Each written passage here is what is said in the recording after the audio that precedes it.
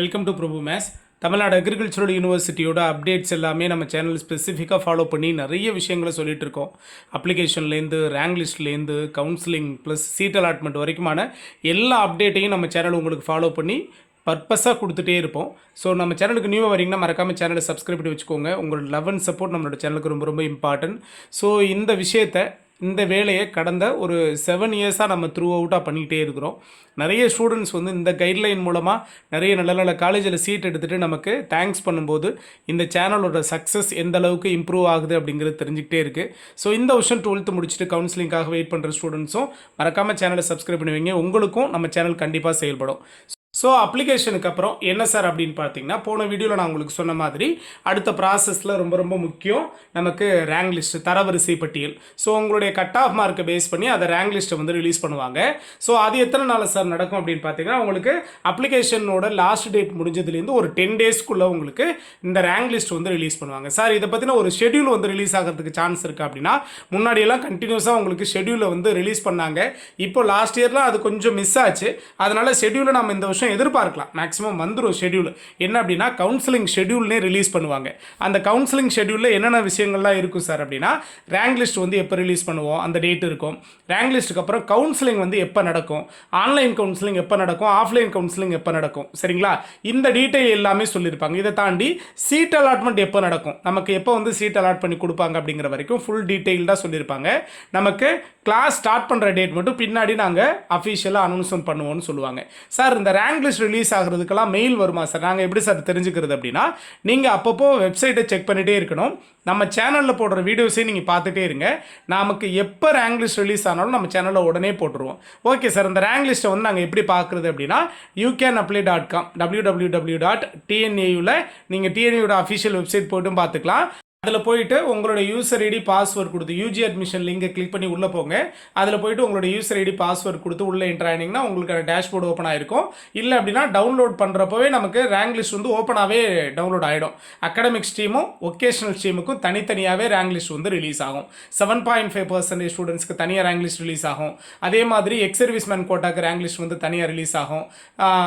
Sports கோட்டாக்கு தனியாக rank list release ஆகும். ஒன்றுக்கும் தனித்தனியாகவே ரேங்க் லிஸ்ட் உங்களுக்கு ரிலீஸ் ஆகிடும். இந்த ரேங்க் லிஸ்ட் ரிலீஸ் ஆனதுக்கு அப்புறம் பார்த்தீங்க அப்படின்னா ஆன்லைன் கவுன்சிலிங் தான். ஸோ ஓகே சார், இந்த ஆன்லைன் கவுன்சிலிங் ப்ராசஸ் எப்படி சார், எங்களுக்கு அதை தெளிவாக சொல்லுங்கள் சார் அப்படின்னா, இந்த ரேங்க் லிஸ்ட் ரிலீஸ் ஆனதுக்கப்புறம் இந்த ரேங்க் லிஸ்ட்டில் நீங்கள் அகாடமிக் ஸ்ட்ரீமில் ஜென்ரல் கோட்டாவில் எந்த இடத்துல இருக்கிறீங்க, அதாவது உங்களுக்கான ஜென்ரல் ரேங்க் என்ன, உங்களுடைய கம்யூனல் ரேங்க் என்ன அப்படிங்கிறத நீங்கள் ரேங்க் லிஸ்ட்டில் செக் பண்ணிவிட்டு அதை நோட் பண்ணி வச்சுருப்பீங்க.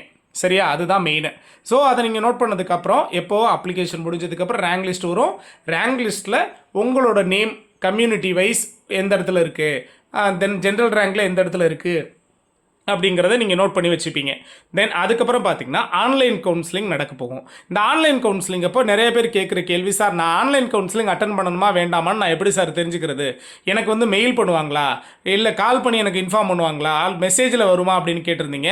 உங்களுக்கு TNAU காண்டாக்ட் பண்ணுறது எல்லாமே த்ரூ மெயிலில் தான், த்ரூ மெயில் ஆர் மெசேஜ், இது ரெண்டில் நடக்கும். ஆனால் எல்லா அஃபிஷியல் இன்ஃபர்மேஷனும் எதில் வரும்னு பார்த்தீங்கன்னா த்ரூ மெயிலில் மட்டும்தான் வரும். அப்போ நாம் மெயிலை பர்ஃபெக்டாக செக் பண்ணுற மாதிரி நம்மளோட யூசர் ஐடி பாஸ்வேர்டு மறந்துடாமல் கரெக்டாக வச்சுக்கணும். சரியா? அதில் தான் உங்களுக்கான ஃபுல் டீட்டெயில் வரும். அப்போ இந்த கவுன்சிலிங்கிறது எப்படி சார் நடக்கும் அப்படின்னு பார்த்தீங்கன்னா, நான் கவுன்சிலிங்கில் அட்டன் பண்ணணுமா அட்டன் பண்ண வேணாமான்னு நான் எப்படி சார் தெரிஞ்சுக்கிறதுன்னு பார்த்தீங்கன்னா, ரேங்க் லிஸ்ட் ரிலீஸ் ஆனதுக்கப்புறம் நான் என்ன சொல்லியிருந்தேன், உங்களுக்கு உங்களுடைய ஜென்ரல் ரேங்க் என்ன, உங்களுடைய கம்யூனிட்டி ரேங்க் என்னன்னு நீங்கள் செக் பண்ணி வச்சுருப்பீங்கல்ல, அந்த ரேங்கை பேஸ் பண்ணி அவங்க ஒரு லிஸ்ட்டு ரிலீஸ் பண்ணுவாங்க. என்னது? கட் ஆஃப் ரேஞ்ச் ரிலீஸ் பண்ணுவாங்க. எந்த கட் ஆஃப்லேருந்து எந்த கட் ஆஃப் வரைக்கும் இருக்கிறவங்கலாம் இந்த ஆன்லைன் கவுன்சிலிங் அட்டன் பண்ணுங்கன்னு சொல்கிறத விட, அவங்க இந்த கம்யூனிட்டி வைஸ் அல்லது ஜென்ரல் ரேங்க் லிஸ்ட்டில் இந்த ரேங்க்லேருந்து இந்த ரேங்க்குள்ளே இருக்கிறவங்க எல்லாரும் நீங்கள் ஆன்லைன் கவுன்சிலிங் அட்டன் பண்ணுங்கள். ஃபார் எக்ஸாம்பிள் பிசியில் ஃப்ரம் ரேங்க் 1ல் ஆரம்பித்து ஒரு 15,000 ரேங்க்குள்ளே இருக்கிறவங்க எல்லாருமே அட்டன் பண்ணுங்கள். எம்பிசி அண்ட் டிஎன்சியில் ஃப்ரம் ரேங்க் 1ல் ஆரம்பித்து ஒரு 17,000 இருக்கிறவங்க எல்லாரும் நீங்கள் அட்டன் பண்ணுங்கள் அப்படின்னு உங்களுக்கு ஒரு ரேங்க் ரேஞ்சை ரிலீஸ் பண்ணுவாங்க. இந்த ரேங்க் ரேஞ்சோட மாடல் நான் உங்களுக்கு அடுத்த வீடியோஸில் தரேன். ஸோ அப்போ நீங்கள் யார் யார் ஆன்லைன் கவுன்சிலிங் அட்டன் பண்ணணும் அப்படிங்கிறதுக்கு அவங்க என்ன பண்ணுவாங்க, ஒரு ரேங்க் ரேஞ்ச் ரிலீஸ் பண்ணுவாங்க.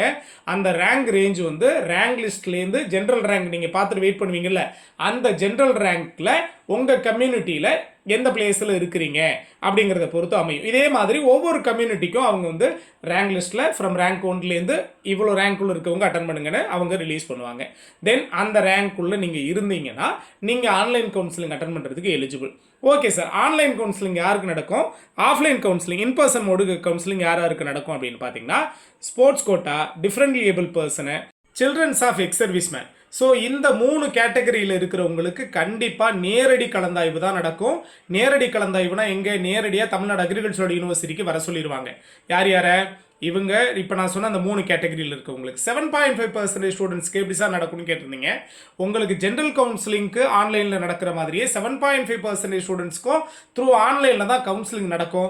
ஆனால் அதுக்கு முன்னாடியே அவங்க என்ன பண்ணுவாங்க அப்படின்னா 7.5% ஸ்டூடெண்ட்ஸில் யார் யார் கேட்டகரியில் வர்றீங்களோ அவங்களுக்கான லிஸ்ட்டை வந்து ரிலீஸ் பண்ணி அவங்க எல்லாரையும் நேரடியாக கூப்பிட்டு முதல்ல சர்டிஃபிகேட் வெரிஃபிகேஷனை கம்ப்ளீட் பண்ணிடுறாங்க. ஏன்னா நிறைய பேர் வந்து ஃபேக் இன்ஃபர்மேஷன் கொடுக்குறாங்கன்றதுனால 7.5 இருக்கிறவங்களை மட்டும் முதல்ல என்ன பண்ணிடுறாங்க, நேரடியாக தமிழ்நாடு அக்ரிகல்ச்சரல் யூனிவர்சிட்டிக்கு வர சொல்லி என்னென்ன சர்டிஃபிகேட்ஸ் இருக்குது, மெயினாக எதை செக் பண்ணுறாங்க, நீங்கள் ஸ்பெஷல் ரிசர்வேஷனில் அதாவது 7.5 சீட் எடுக்கிறதுக்காக நீங்கள் அப்ளை பண்ணியிருக்கீங்க, அதுக்கு நீங்கள் குவாலிஃபைடா, அதாவது 6th to 12th வரைக்கும் கவர்மெண்ட் ஸ்கூலில் நீங்கள் படிச்சிருக்கீங்களா, அதுக்கான சர்டிஃபிகேட்ஸ் இருக்கா அப்படிங்கிறத மெயினாக பார்ப்பாங்க. சரியா?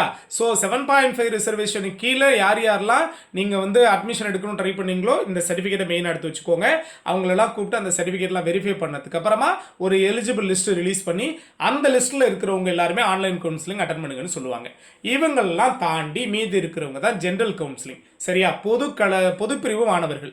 ஸோ இந்த பொது பிரிவு மாணவர்களுக்கு இவங்க நான் சொன்ன மாதிரி ரேங்க் ரேஞ்ச் வந்து ரிலீஸ் பண்ணுவாங்க. கம்யூனிட்டி வைஸ் ரேங்க் ரேஞ்ச் வந்து ரிலீஸ் பண்ணுவாங்க. அந்த ரேங்க் ரேஞ்சுக்குள்ளே இருக்கிறவங்க மேக்ஸிமம் ஒரு 3 days நமக்கு டைம் கொடுப்பாங்க. அதாவது ஃபார் எக்ஸாம்பிள் இப்போது ஜூன் மாதம் நடக்குது அப்படின்னா ஜூன் மாதம் 2ஆம் தேதி 3ஆம் தேதி 4ஆம் தேதி எக்ஸாம்பிளுக்காக சொல்கிறேன், ஒரு 3 நாள் நமக்கு டைம் கொடுத்து இந்த 3 நாளில் ஆன்லைன் கவுன்சிலிங் அட்டன் பண்ணுங்கன்னு சொல்லுவாங்க. ஓகே சார், இந்த ஆன்லைன் கவுன்சிலிங்கிறது எப்படி சார் அட்டன் பண்ணுறது, நாங்கள் மொபைலில் அட்டன் பண்ணலாமா அப்படின்னு கேட்டிங்கன்னா மொபைலில் அட்டன் பண்ணுறதை விட பக்கத்தில் இருக்க ஒரு ப்ரௌசிங் சென்டருக்கு போய் நீங்கள் அட்டன் பண்ணுறது, ஒரு கம்ப்யூட்டர் சென்டருக்கு போய் அட்டன் பண்ணுறது சேஃப். ஏன்னா அதில் வந்து நிறைய விஷயங்கள் உங்களுக்கு மொபைல் ஃபார்மேட்டில் ஓப்பன் ஆகுறது ரிஸ்கியாக இருக்கும். ஓகே சார், ஆன்லைன் கவுன்சிலிங்னா என்ன, அவங்க எதுவும் டைம் கொடுப்பாங்களா அப்படின்னா கிடையாது. அந்த 3 நாளுக்குள்ளே அவங்க ரிலீஸ் பண்ண ரேங்க் ரேஞ்சுக்குள்ளே நீங்கள் இருந்தீங்கன்னா, உங்களுடைய ஜென்ரல் ரேங்க்கு அவங்க ரிலீஸ் பண்ண ரேங்க் ரேஞ்சுக்குள்ளே இருந்தீங்கன்னா அந்த 3 நாளில் எப்போ வேணாலும் நீங்கள் போய் ஜென்ரல் கவுன்சிலிங் வந்து அட்டன் பண்ணிக்கலாம்.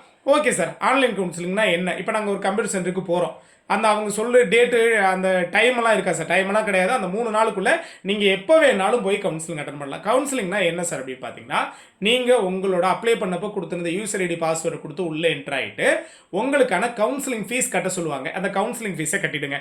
கவுன்சிலிங் ஃபீஸ் கட்டினதுக்கு அப்புறம் நீங்கள் அப்ளை பண்ணப்போ கொடுத்துருப்பீங்களா சாய்ஸ் ஃபில்லிங்கு, அதாவது இப்போ எனக்கு கோயம்புத்தூரில் இருக்கிற அக்ரி யூனிவர்சிட்டி ஃபர்ஸ்ட் பிளேஸில், அடுத்து திருச்சியில் இருக்க காலேஜ் செகண்ட் பிளேஸில், அதே மாதிரி மதுரையில் இருக்க காலேஜ் தேர்ட் பிளேஸில் அப்படின்னு கொடுத்துருப்பீங்கல்ல, அதில் ஏதாவது சேஞ்ச் ஓவர் பண்ணணும்னு நீங்கள் விரும்புனீங்கன்னா மட்டும் அதை ரீஅரேஞ்ச் பண்ணிக்கலாம். கோர்ஸ் அண்ட் கேம்பஸ் ப்ரிஃபரன்ஸை நீங்கள் மறுபடியும் மாற்றி அமைச்சுக்கிறதுக்கு ஒரு சான்ஸ் கொடுக்குறாங்க. அதுதான் ஆன்லைன் கவுன்சிலிங். இந்த 3 நாளுக்குள்ளே நீங்கள் எத்தனை தடவை வேணாலும் அதை மாற்றி அமைச்சுக்கலாம். ஆனால் அந்த 3 நாளில் கடைசியாக நீங்கள் சப்மிட் கன்ஃபர்மேஷன் பண்ணிவிட்டு சப்மிட் கொடுத்துட்டு வர்றீங்கல்ல, அந்த ஃபைனலாக நீங்கள் எதை கன்ஃபார்ம் பண்ணியிருக்கீங்களோ அதை வச்சு தான், அந்த கோர்ஸ் அண்டு கேம்பஸ் ப்ரிஃபரன்ஸை வச்சு தான் உங்களுக்கு என்ன பண்ணுவாங்க, சீட் அலாட்மெண்ட்டை கொடுப்பாங்க. இவ்வளோ தான் நமக்கு அடுத்து இருக்கிற கவுன்சிலிங் ப்ராசஸ்ங்கிறது. ஸோ இதுக்கப்புறம் என்னென்ன நடக்கும் அப்படிங்கிறதெல்லாம் நான் அடுத்தடுத்த வீடியோஸில் சொல்கிறேன். மறக்காமல் நம்ம சேனலை சப்ஸ்கிரைப் பண்ணி பக்கத்தில் இருக்க ஆல் நோட்டிஃபிகேஷனை செலக்ட் பண்ணி வச்சுக்கோங்க. தேங்க்யூ.